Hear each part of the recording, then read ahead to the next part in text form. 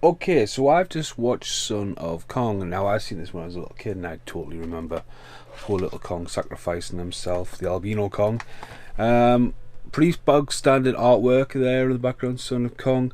I got this in the King Kong video I did years ago when Killers Behind Us is the monkey. I think I get it in the outtakes, because obviously at work it was just under S of Kong.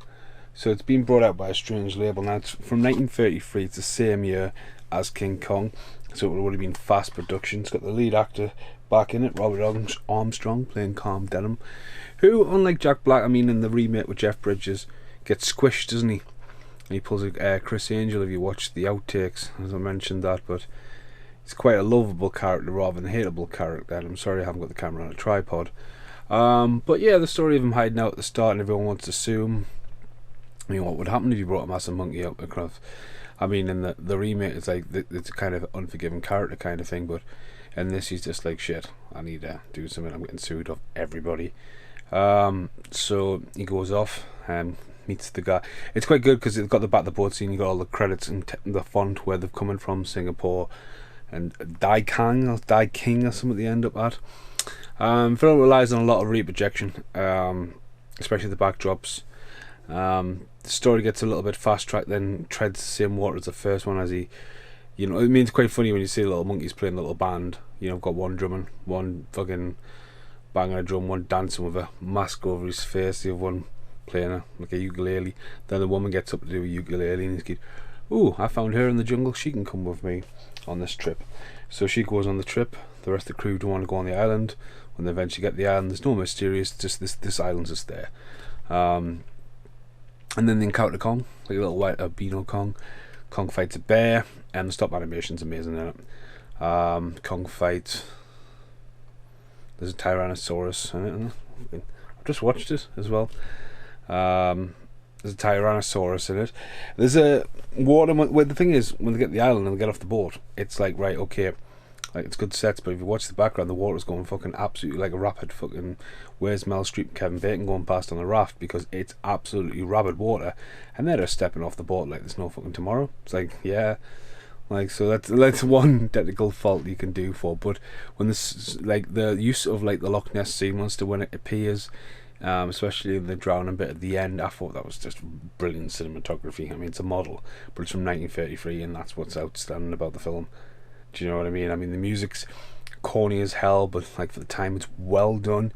I mean, it's 2019 now. The film is bang on, nearly 100 years old. I say bang on, a decade and a half off, but it's so good. I mean, yes, it's small, yes, it's in black and white, but it looks brilliant.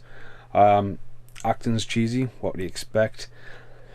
And as soon as you get, I mean, it's a typical Peter Jackson thing. It takes ages to get the island, age to get a Kong, and then all of a sudden it's like fast track to the end. And you know, like poor little Kong sacrificing himself.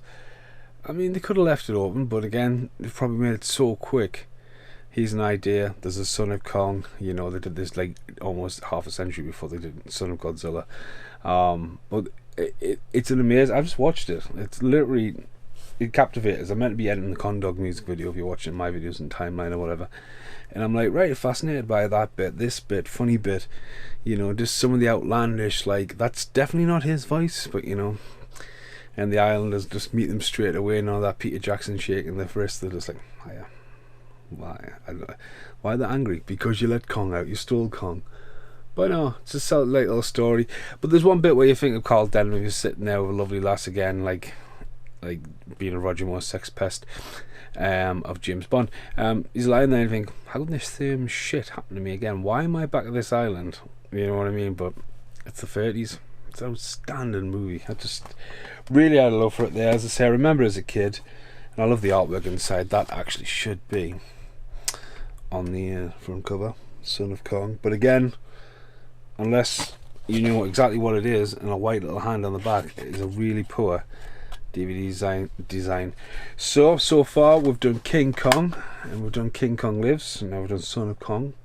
Probably going to go with King Kong as the very last one, because we've still got Peter Jackson's to sit through. That'll definitely be just refresher on my mind. I've got Godzilla vs King Kong on that shelf. We've got the Son of Kong box set with loads of random white ape movies in it. But yeah, massive fan of King Kong. I should have really done the video with that looming up there in the background. See you in the outtakes. Here's a quick outtake for it. That can go back in. Finally watched again. Stay there. Stay there. So, yep, done that one. So that's going to probably be soon Godzilla vs King Kong. A lot of these editions duplicate, but they're all different covers. It's Universal property, so it's going to happen. That's the one what needs to be opened.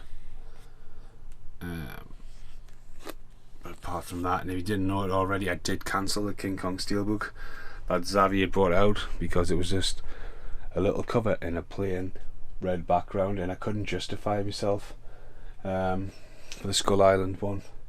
So yeah, probably pick it up somewhere down the line, but part of the buying ban, which crumbled a bit. And since King Kong, we'll end the video with the one and only War Kong in the North. Thanks for watching. Goodbye for now. And now the end is here.